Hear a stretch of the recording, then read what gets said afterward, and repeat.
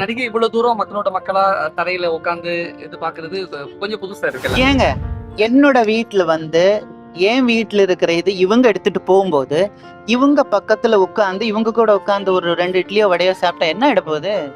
இந்த பதில் உங்க வாயில இருந்து வர வைக்க ஐ ரியலி மிஸ் அவர் புரட்சி தலைவி அண்ட் புரட்சி தலைவர்.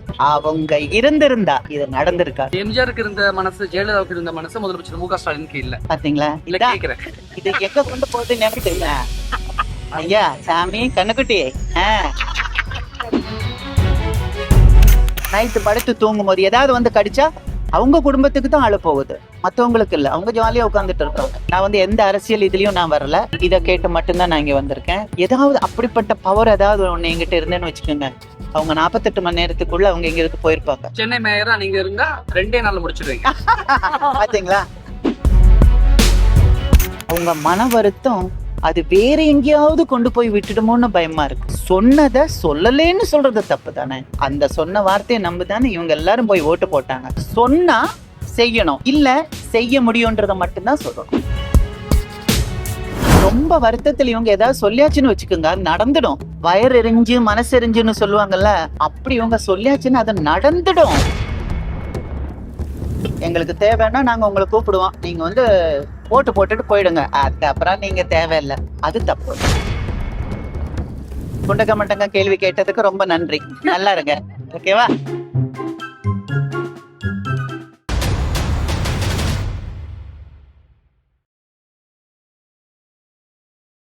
பன்னெண்டாவது நாளா போராட்டம் நடத்திக்கிட்டு இருக்காங்க. ஆதரவு தெரிவிச்சிருக்கீங்க. ஐயோ, ஆதரவு உண்டுங்க. அவங்க கேக்குறது எதுவுமே அநியாயமான எந்த விஷயமும் அவங்க கேட்கல. நியாயமான விஷயம் கேட்கறாங்க.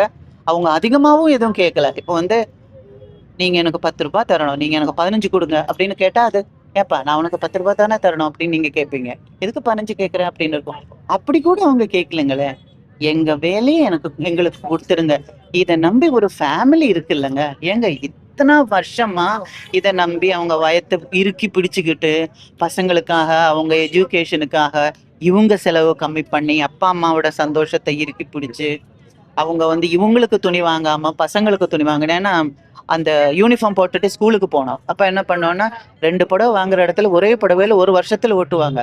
எதுக்குன்னா என் பையன் என் பொண்ணு ஸ்கூலுக்கு போகும்போது அந்த யூனிஃபார்ம் நல்லா இருக்கணும்னு அப்படி எல்லாம் சாக்ரிஃபைஸ் பண்ணி ஒரு சம்பளத்தை நம்பி இத்தனை வருஷமா வந்துட்டு இருக்காங்களே, அவங்களுக்கு செய்யறது இது சரின்னு எனக்கு படலைங்க. இதுல வந்து இவங்க இந்த 2-3 கேர்ள்ஸ் லேடிஸ் இதுல பேசுறது நான் பார்த்தேன். அதுல ஒரு அம்மா சொல்றாங்க, எங்க 5 வருஷமா ஒரு இடத்துல உட்காந்துட்டு எந்திரிச்சு போறதுக்கே உங்களுக்கு கஷ்டமா இருக்கே, 15 வருஷமா ஒரே இடத்துல உட்காந்து ஒரே சாப்பாடு நாங்க சாப்பிட்டுட்டு இருக்கோம், எங்களை போக சொன்னா எப்படிங்க அப்படின்னு கேட்குறாங்க. கஷ்டமா இருக்கு. அதாவது அவங்க மன வருத்தம் அது வேற எங்கேயாவது கொண்டு போய் விட்டுடுமோன்னு பயமா இருக்கு. நம்ம வாயால அதை சொல்லக்கூடாது. ஏன்னா ரொம்ப டென்ஷன் ஜாஸ்தி ஆகும்போது நமக்கே ஒரு ஃபீல் வரும்ல, அட போப்பா இந்த லைஃப் எதுக்குன்னு. அந்த ஒரு நிலைமைக்கு கொண்டு போயிடக்கூடாது. இவங்களை நம்பி எத்தனை பேர் இருக்காங்க. அதுல நிறைய பேர் வந்து சிங்கிளா இருக்கிறாங்க, ஹஸ்பண்ட் இல்லாம, ஹஸ்பண்டுக்கு உடம்பு சரியில்லாம, அப்பா அம்மாவை வச்சுக்கிட்டு, சில பேர் கூட பாட்டிகள் கூட இருக்கிற அளவுக்கு இருக்காங்க. அவங்க சொல்றாங்க, நாங்க வரும்போது 20 வயசு, இப்போ 40 வயசு ஆச்சு, 50 வயசு ஆச்சு. அதெல்லாம் ஒரு வயசு கிடையாது. இருந்தாலும் அப்படி கஷ்டப்பட்டு பண்ணிட்டு இருக்கும்போது எங்களுக்கு சேர வேண்டியது கொடுங்க அப்படின்னு தானே சொல்றாங்க. நாங்க என்ன வாக்குறுதி கொடுத்தோம்னு சொல்றாங்க. தப்புல ஞாபக மறதி இருக்கலாம், ஆனா மறக்கிறது வேற. மறந்து போச்சு, சரி எனக்கு தான் ஞாபகம் மறதி இருக்கும். காலையில என்ன சாப்பிட்டீங்கன்னு கேட்டா ஐயோ என்ன சாப்பிட்டேன், அது ஓகே. ஆனா சொன்னதை சொல்லலேன்னு சொல்றது தப்பு தானே. அவங்கள அந்த சொன்ன வார்த்தையை நம்பிதானே இவங்க எல்லாரும் போய் ஓட்டு போட்டாங்க. இப்ப இவங்க மனசுல என்ன ஆகும், நாங்க யாருக்கு ஓட்டு போட்டு என்ன பிரயோஜனம், நாங்க யாருக்குன்னு ஓட்டு போடுறது இல்லை, எங்களுக்கு வேண்டாம், நாங்க ஓட்டு போட மாட்டோம் அப்படின்னு ஒரு வருத்தத்துல அவங்க ஒரு முடிவெடுக்கலாம் இல்லையா. முடிவெடுத்து அவங்கள நம்மளால தப்பு சொல்ல முடியுமா? முடியாது. கண்டிப்பா தப்பு சொல்ல முடியாது. அவங்க வருத்தத்துல சொல்றாங்க. நிஜமா நிச்சயமா பாவமா இருக்கு, நிச்சயமா பாவமா இருக்கு. அதான் நான் சொன்னேன், நான் வந்து எந்த அரசியல் இதுலயும் நான் வரல. நான் சொன்னேன், இதை கேட்டு மட்டும்தான் நான் இங்க வந்திருக்கேன். எனக்கு ரொம்ப கஷ்டமா இருக்கு. ஐயோ இவங்களுக்கு ஏதாவது அப்படிப்பட்ட பவர் ஏதாவது ஒண்ணு எங்கிட்ட இருந்தேன்னு வச்சுக்கோங்க, அவங்க 48 மணி நேரத்துக்குள்ள அவங்க எங்க இருந்து போயிருப்பாங்க, அவங்க வீட்டுக்கு போயிருப்பாங்க. பசங்களோட ஸ்கூலுக்கோ ஆனிவர்சரிக்கோ யூத் ஃபெஸ்டிவலோ ஃபங்க்ஷன் நடத்துக்கிற இடத்துக்கு போயிருந்திருப்பான். நிஜமா மனசுக்கு கஷ்டமா இருக்கு. இவங்க நினைக்கிறது நடக்கணும்னு நிஜமா நான் ஆசைப்படுறேன். நிஜமா ஆசைப்படுறேன். From my heart I'm telling. ஆனா இன்னொரு விஷயம் ஞாபகத்துக்கு வருது. இந்த மாதிரி இந்த டைம்ல இந்த லேடிஸ் இப்படி வந்து லேடிஸும் சரி ஜென்ஸும் சரி உடம்பு சுகம் இல்லாம 12 நாளா உட்கார்ந்துட்டு இருக்கிற இவங்களை பார்க்கும்போது ஐ ரியலி மிஸ் அவர் புரட்சி தலைவி அண்ட் புரட்சி தலைவர். அவங்க இருந்திருந்தா இது நடந்திருக்காது. ஜெயலலிதா இருந்திருந்தா ஒரு 2 நாள்ல அதிகபட்சமா கண்டிப்பா ஐயா இருந்தாலும் சரி அம்மாவா இருந்தாலும் சரி கண்டிப்பா இவங்க 2 நாள் 3 நாள் 10 நாள்லாம் சத்தியமா இவங்க அங்க உட்கார்ந்துருக்க மாட்டாங்க. ஏன்னா அப்படி அவங்க பார்த்திருப்பாங்க. என்ன பண்றது? ஏன் இப்ப இருக்கிற ஆட்சியாளர்களுக்கு உங்களோட வலியும் வேதனையும் புரியல நினைக்கிறீங்க? தெரியலையே, அது என்னன்னு தெரியலையே. சரி, அதாவது வாக்குறுதி கொடுத்திருக்கு இல்லையா, அது செய்யணுமா வேண்டாமா? ஆனா ஒரு அது அமைச்சர் ஆப்போசிட்ல சாதிக்கிறாரு, இருக்கும். நான் இல்ல புரியல. இவங்க ப்ரூஃபே கொடுத்திருக்காங்க, போட்டோவே கொடுக்குறாங்க, பேப்பர் தான் பேப்பரே கொடுக்குறாங்க, ஒவ்வொருத்தரும் வந்து பேசுறாங்க, பேப்பரே கொடுக்குறாங்க. இல்லைன்னு சொன்னா அது எப்படிங்க? ஒரு அமைச்சர் பொது வெளியில வந்து பொய் சொல்றாரு. இல்ல அதான் சொல்றது. மறந்து போறது தப்பு இல்ல. ஏன்னா எல்லா மனுஷனும் கொஞ்சம் அப்படி ஏஜ் ஆக மறதி ஜாஸ்தி தான் வரலாம். மறைக்க கூடாது, செஞ்சதை மறைக்க கூடாது. சொன்னேன் சரி ஓகே, மறந்ததாவே வச்சுப்போம், சொல்லலன்னே வச்சுப்போம். இப்ப பண்ணுங்க. நீங்க சொல்லல, நீங்க சொன்னது நீங்க மறந்துட்டீங்க, நானும் மறந்துட்டேன், நீங்க இவங்க எல்லாரும் மறந்துட்டாங்க, இவங்களுக்கு அது எதுவுமே ஞாபகம் இல்ல. இப்ப பண்ணுங்க. 12 நாள் ஆச்சுல்ல, உட்காந்துட்டு இருக்காங்கல்ல, குழந்தைங்களை எல்லாம் விட்டு வீட்டுல இருக்கிற எல்லாரையும் விட்டு வந்து உட்காந்துட்டு இருக்கு. நைட்டு படுத்து தூங்கும் போது ஏதாவது வந்து கடிச்சா,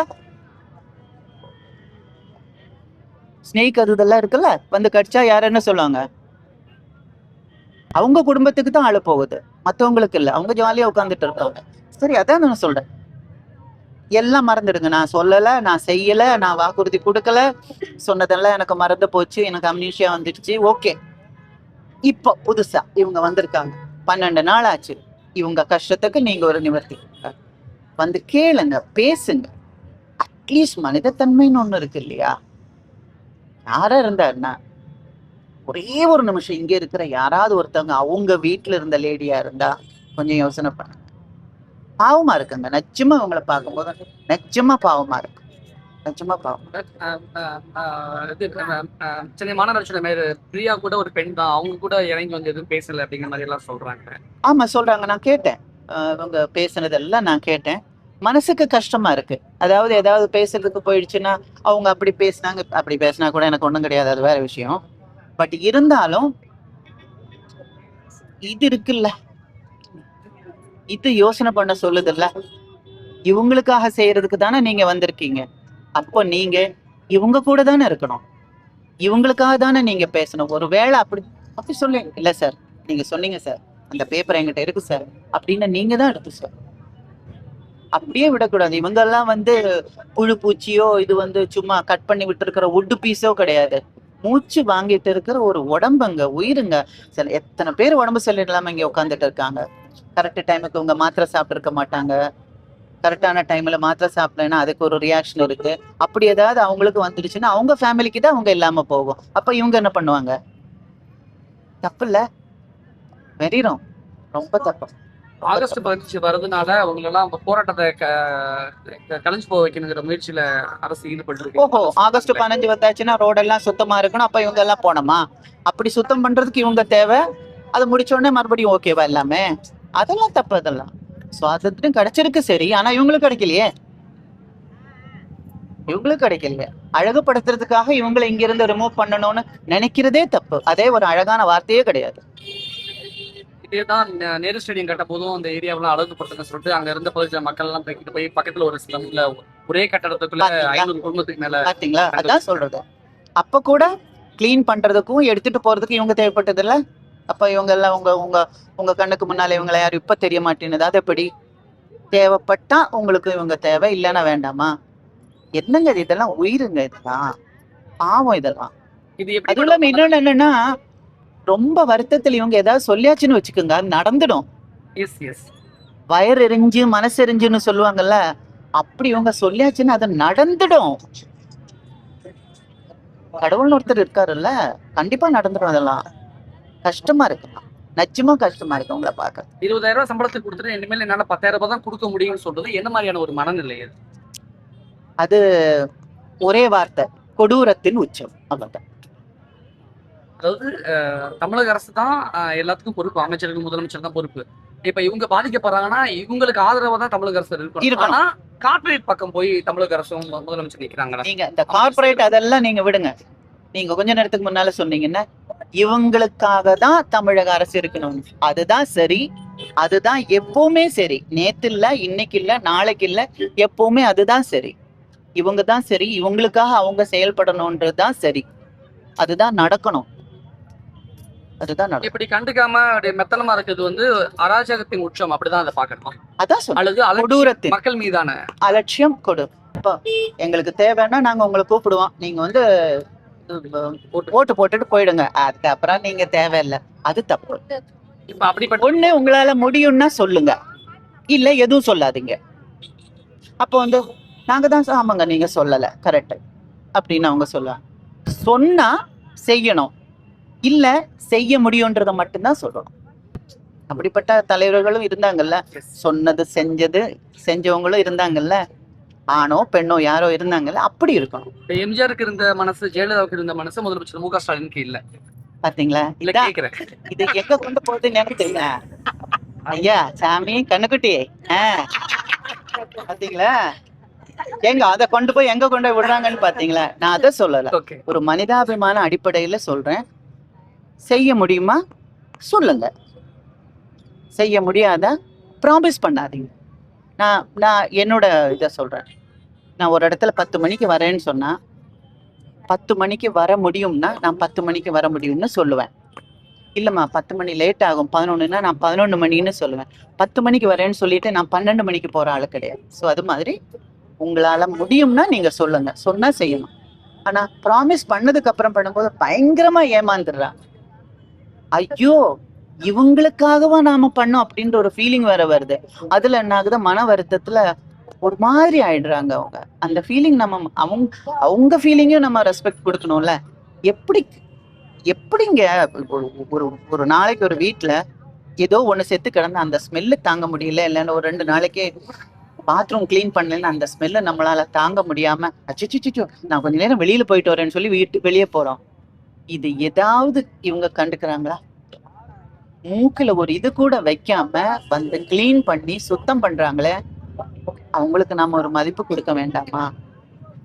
நிஜமா சொல்றேன். அந்த என்ன சொல்றது, ராணுவத்துல நின்று அவங்க எப்படி நம்மளை பாதுகாக்கிறாங்க, அது மாதிரி ஆரோக்கிய விஷயத்துல இவங்க நம்மளை பாதுகாக்கிறாங்க. ஸோ அப்படிப்பட்ட அவங்கள நம்ம சல்யூட் பண்ணி அவங்க அவங்க அவங்க ஆசைகளுக்கு அவங்களோட விருப்பங்களுக்கு நம்ம மரியாதை கொடுக்கணும். அதுதான் என்னோட ஆசை. இதை வந்து தயவு செஞ்சு பொலிட்டிசைஸ் பண்ணி ஒன்றும் பண்ணாதீங்க. நான் இதை கேட்டு வந்திருக்கேன். அதனால வந்து எஸ்பெஷலி லேடிஸ்ன்னு இருக்கும்போது நான் கொஞ்சம் அங்க இருப்பேன். அதான் இதுல என்ன ஒரு கூடுதல் சந்தோஷம் அப்படின்னா, பொதுவா நடிகர் நடிகைன்னா கொஞ்சம் ஹைஜீனிக்கா இருப்பாங்க, என்னதான் போராட்ட காலத்துல டீசெண்டா இருப்பாங்க.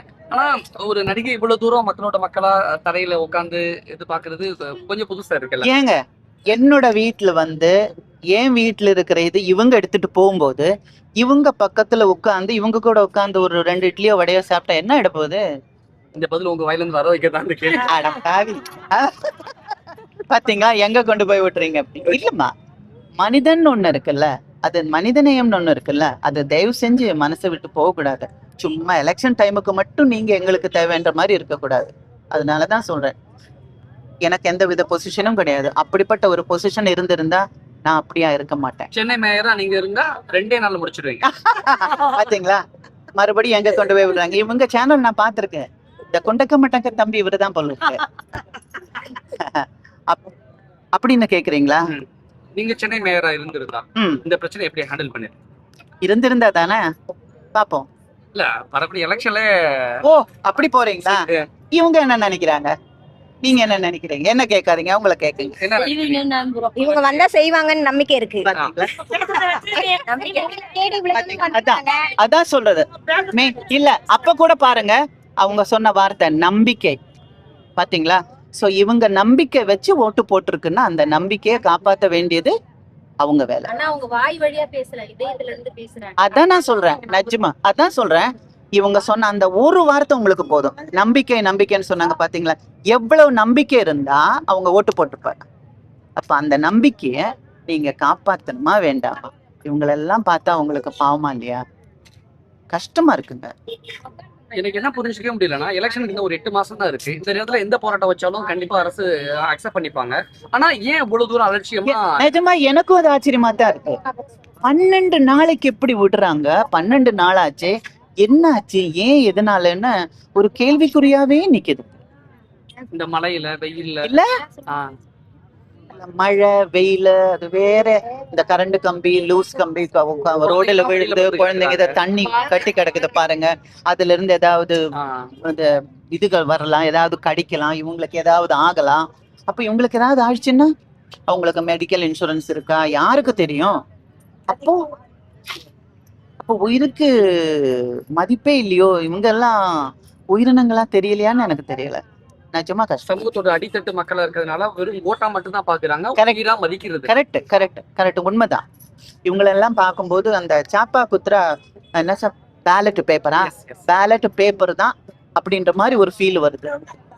நீங்க எல்லாரும் பாத்துக்கோங்க, உங்களுக்கு யாருக்கு ஓட்டு போடணும்னா ஓட்டு போட்டா நல்லா இருக்கும்னு உங்களுக்கு ஃபீல் ஆகுதோ, இல்ல ஓட்டு போட வேண்டாம்னா போட வேண்டான்ற ஒரு முடிவுக்கு அவங்க வந்துருவாங்க.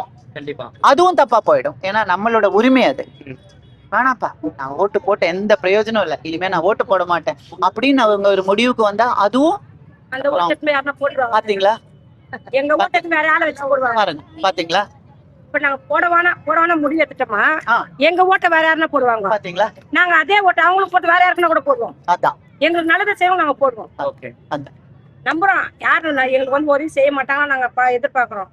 யார் எங்களுக்கு நன்மை இந்த சென்னை மாநகராட்சி செய்யறாங்களோ அவங்கள நாங்க முதல் வீடு கொடுப்போம், எல்லாருமே கொடுப்போம். நேத்து நான் ஒரு 2-3 லேடிஸ் பாஸ்டர் பார்த்தேன்.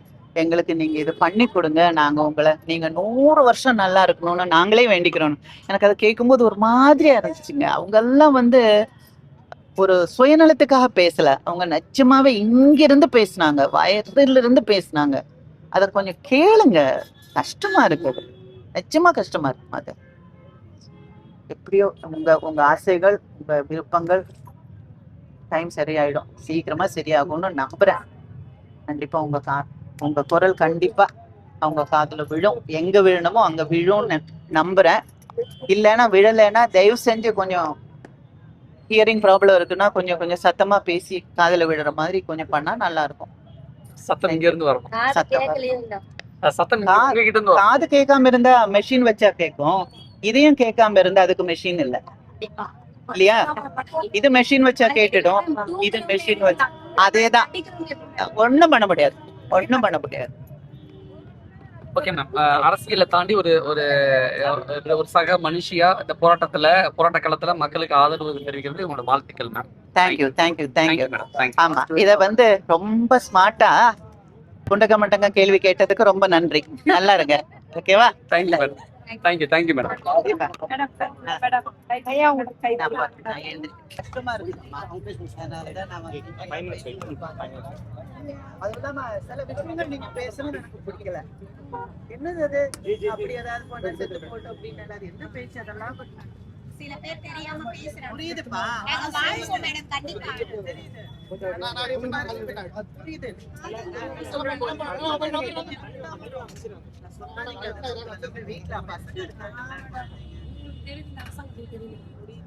வீட்டுல நீங்க தனிப்பட்ட மனிதன்னா பரவாயில்ல, உங்களை நம்பி எத்தனை பேர் வீட்டுல இருக்காங்க, என்ன சொல்லக்கூடாது. தெரியுது வருத்தம் என்னன்னு எனக்கு தெரியும், நிஜமா சொல்றேன். என்ன சொல்றது, இதுக்கு ஏதாவது ஒரு தீர்வு காண்றதுக்கு எனக்கு ஒரு பொசிஷன் இருந்திருந்தேன், சத்தியமா அதை முடிச்சுட்டு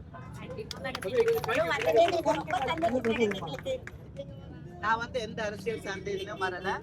இங்க தோணுச்சு, இது சொல்லிச்சு,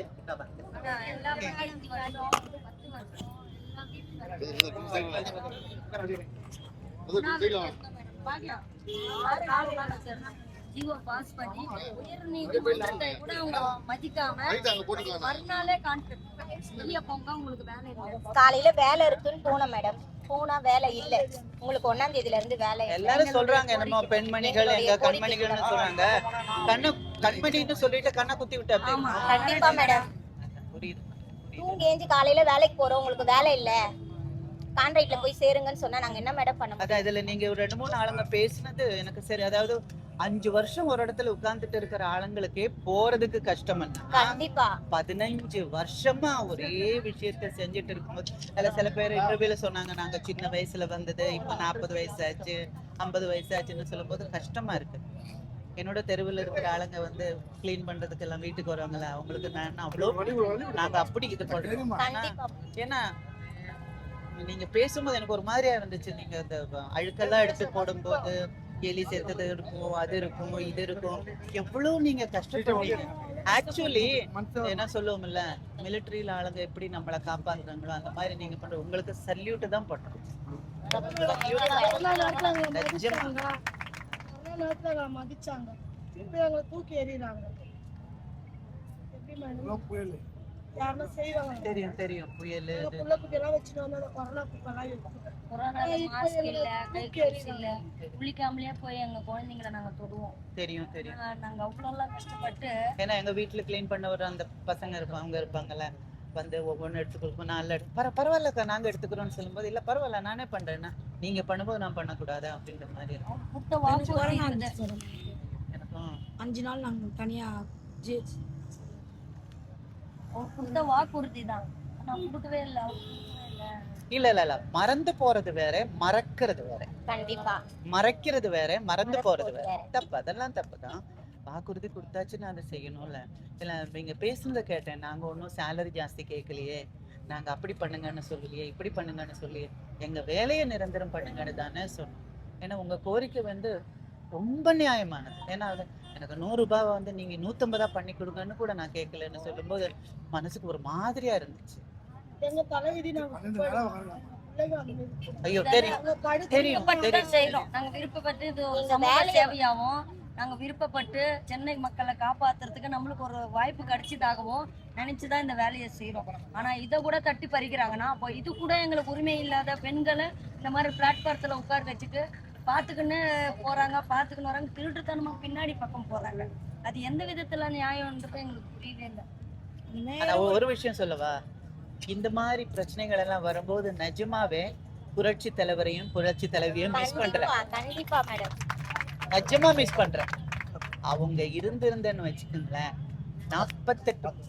48 மணி நேரம் கூட நீங்க உட்கார்ந்துருக்க மாட்டீங்க இல்ல. நிஜமா மிஸ் பண்றேன் அவங்கள 2 பேரையும், நிஜமா மிஸ் பண்றேன். சரி, பட் ஒரு விஷயம்தான், தயவு செஞ்சு நீங்க உட்காருறது அதெல்லாம் சரி. சொல்றது எதுன்னு புரியுதுல்ல, போராதான். கண்டிப்பா சாதிப்போம் மேடம். பெண் பிள்ளைங்க நீங்க எந்த வித தப்பான ராங்கான டிசிஷனுக்கும் போக கூடாது. வெற்றி நமக்கு கண்டிப்பா இருக்கு. என்ன பேட் டைம் போல இருக்கு. சில பேருக்கு டைம் சரியில்லைன்னா நீங்க என்னதான் செஞ்சாலும் தப்பாதான் போயிடும். டைம் சரியாகும் போது நீ சின்ன செஞ்சாலும் சரியா வரும். தயவு செஞ்சு தப்பா எல்லாம் பேசிடாதீங்க, தப்பா எதுவும் பண்ணிடாதீங்க. இல்ல புரியுது, வீட்டுல இருக்கிற குழந்தைங்க என்ன பண்ணாங்க கொஞ்சம் யோசனை பண்ணுங்க. உங்க வருத்தம் எனக்கு புரியுது. அந்த குழந்தை புரியுதுப்பா, கூட நல்லா இருக்கும். புரியுதுப்பா. நாங்க கஷ்டப்பட்டாதான் என் பிள்ளைங்க நல்லா இருக்கும். எங்க கஷ்டத்தையே புரிஞ்சுறதுக்கு பார்க்கும் போது என் பிள்ளைங்க எப்படி மேடம் இருக்கும்? நீங்க சொல்லுங்க. அவங்களுக்காக தான் நீங்க கஷ்டப்படுறது, அதுவும் தெரியுது. இதுவே தனிப்பட்ட மனிதன்னா பரவாயில்லன்னு வச்சுக்கலாம். வீட்டுல அப்பா இருக்கு, அம்மா இருக்கு, புருஷன் இருக்கு, உடம்பு சுகம் இல்லாம இருக்கிறவங்க இருக்கிறாங்க, குழந்தைங்க இருக்கிறாங்க, அவங்க படிப்பு, நாம செஞ்ச இந்த வேலை அவங்க செய்யக்கூடாது, அவங்க கொஞ்சம் படிச்சு பள்ளி நிறுத்துறதுக்கு வாய்ப்பே இல்லை அப்படின்னு அமைச்சர் சொல்றாங்க. வாய்ப்பே இல்லை. நான் சொல்றேன், நீங்க போய் அதுல சேர்ந்துக்கிட்ட உங்களுக்கு எல்லாமே நடக்கும். என்ன நடக்கும்? கான்ட்ராக்ட் யாரோ நம்ம தூய்மை பணியாளரை நீங்க தான் பார்த்து பணி நிறுத்தம் பண்ணி இன்னும் நிறைய வேலை வாங்குறதுக்கும் உங்களுக்கு வாய்ப்பு இருக்கும். அப்படி விட்டுட்டு தனியார் மையத்தை எங்கேயோ ஆந்திராக்காரங்க கூட்டிட்டு வந்து நீங்க அவங்களுக்கு அடிமையா இருங்கன்னா எப்படி? ஓட்டு போட்டது இந்த ஜனங்க தானே, இந்த மக்கள் தானே, அவங்க இல்ல, நாம தானே ஓட்டு போட்டோம். அப்ப நமக்கு தான் செய்யும். எங்களுக்கு வேலை செய்யறதுக்கு தான் நீங்க வந்திருக்கீங்க. எல்லாத்தையும் மக்கள் குறைய கேட்டு கேட்டு பண்ணணும் உங்களுடைய அது இது கடமை. அது இல்லாம மக்களை எடுத்துட்டு போய் இன்னொருத்தவங்களுக்கு தார வார்த்தை கொடுக்கறது அது உங்களோட கடமையே கிடையாது. அதான் ப்ரூஃபோட நீங்க சொல்றீங்கல்ல, நீங்க சொல்லியிருக்கீங்களே, ஏன் செய்ய மாட்டீங்க? ஞாபக மருதி எல்லாருக்கும் வரும். காலையில எத்தனை இட்லி சாப்பிட்டேன்னா நமக்கே தெரியாது. ஓகே, அது ஓகே தான். ஆனா மறைக்கிறது வேற இல்ல. கண்டிப்பா நான் செய்யல, நான் சொல்லல, அது சொல்ல நான் வாக்குறுதியே கொடுக்கல, அது சொல்ல. அது சொல்லக்கூடாது. ஒண்ணு செய்யறத மட்டும் சொல்லுங்க, கண்டிப்பா இல்ல சொல்றத செய்யுங்க. இதுல ரெண்டுல ஏதோ ஒண்ணு பண்ணுங்க. வரதுக்கு லேட் ஆச்சு, மன்னிச்சுக்குங்க. ஏன்னா ஊர்ல மேடம் நீங்க கண்டிப்பா இல்லம்மா, வந்திருக்கீங்க. அது எனக்கு வரைக்கும் வந்து எங்களுக்கு ரொம்ப லேடிஸ்க்கு ஏதாவது ஒண்ணுன்னு சொன்னா எனக்கு கொஞ்சம் ஒரு மாதிரி ஆயிடும். கொஞ்சம் ஒரு மாதிரி ஆயிடும். அடியில வந்துடா. இல்லப்பா, சரிம்மா, சரி சரி சரி. நாங்க எப்ப கண்டிப்பா. கொடுத்தோம் வாக்குறுதி? எப்ப கொடுத்தோம்? கொடுக்கலையே. நான் கொடுக்கலையே. அமைச்சர் சொல்றாரு நீங்க கொடுக்கல. முதலமைச்சர் கொடுத்தாருல. மக்களை யோசிக்கிறதுக்கு அவர்கிட்ட முதல்ல அவர் எங்க கிட்ட பேசவே கூடாது. அமைச்சர் வந்து யாருமே காணுமே, எனக்கு அது ஆச்சரியமா இருக்கு. யாருமே பார்க்கலாமா? 12 நாள் ஆகுது. மேயர் பெரிய அவங்க தானே பெண்கள் இந்த பக்கம் தான் போறாங்க. இன்னும் அவங்க பிரச்சனை ஏது இன்னும் ஒரு நாள் கூட எங்க நின்று எங்களுக்கு கேட்பீங்க.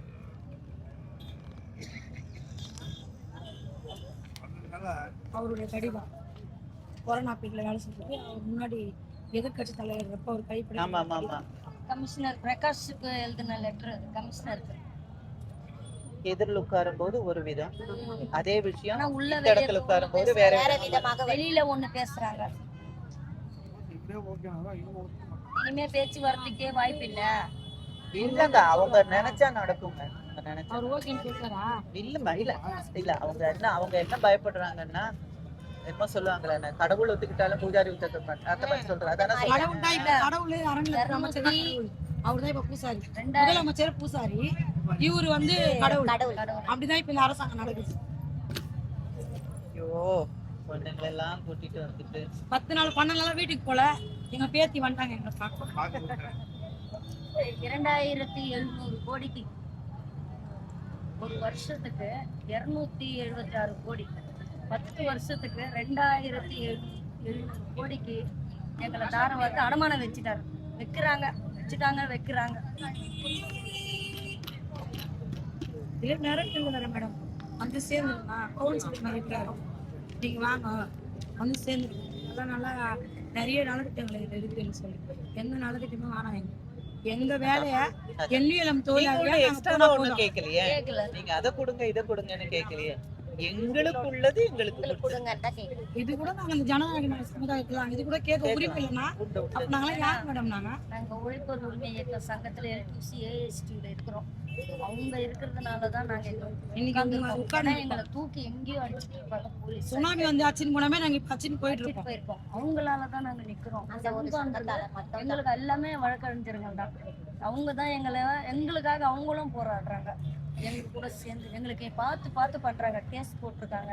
இந்த கேஸ் கோர்ட்ல போதும் நிலுவையில இருக்கும்போது கேஸ் போடுற விஷயமே இல்லையம்மா. நீங்க செஞ்சு முடிச்சாச்சுன்னா அதுல என்ன கேஸ் வேண்டி கிடக்குது? நீங்க ஒண்ணு எக்ஸ்ட்ராவா இன்னும் கேட்கலையே. எதுவுமே அதிகமா கொடுங்க, இல்ல கொஞ்சம் என்ன சொல்றது